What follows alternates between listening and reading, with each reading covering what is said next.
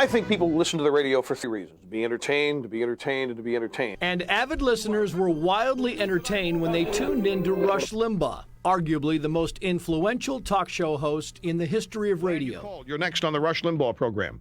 His daily program, heard by an estimated 20 million listeners each day and broadcast on more than 650 affiliates, made him one of the most well-known voices for grassroots conservatives and a target of criticism by the left.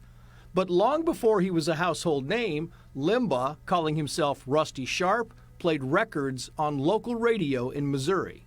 I was 16. That's when I started being a DJ. Limbaugh, a college dropout, moved to larger markets, but struggled to find acceptance for his on-air political commentary.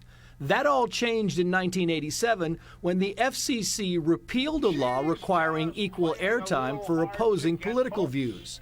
That allowed stations to legally air Limbaugh's perspective without offering another opinion.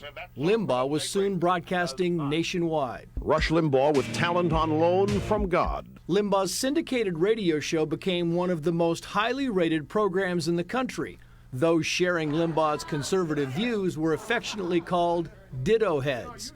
He would soon go from being an everyday entertainer to a formidable force in American politics. I'm dangerous because I am right, as in correct, and I'm having a good time being right.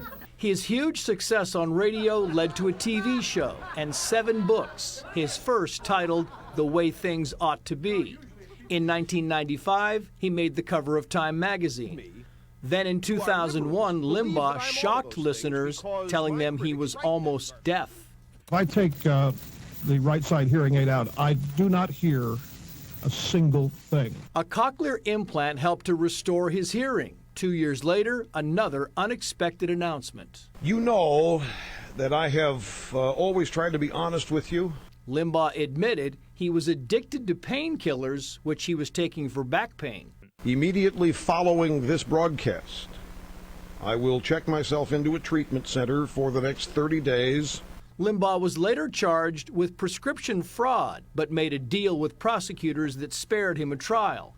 In 2009, Limbaugh also attracted attention not for what he said, but because of the way he looked, losing 90 pounds in less than 6 months. Then in February 2020, Limbaugh revealed that he was fighting advanced lung cancer. I thought about trying to do this without anybody knowing, because I don't like making things about me. But there are going to be days that I'm not going to be able to be here. Limbaugh had publicly said he started smoking cigarettes as a teenager, but said he quit by the early 80s. Still, he was often photographed smoking a cigar and even questioned the link between smoking and cancer. They say our government, one puff from one cigarette can kill you.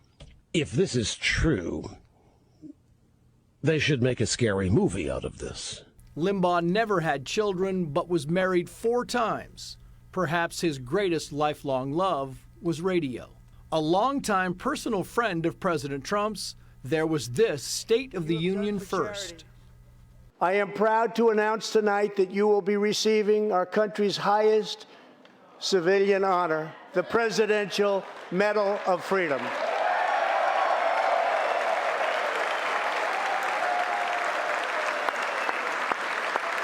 The president acknowledging the radio host for inspiring millions of people a day. I'm grateful for everything that happened. There's so much to be thankful for, especially when right in front of you is the prospect of it being taken away.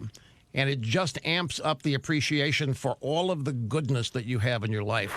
One thing both detractors and ditto heads can agree upon, Rush Limbaugh, the man who once claimed to have talent on loan from God, changed broadcasting in America forever.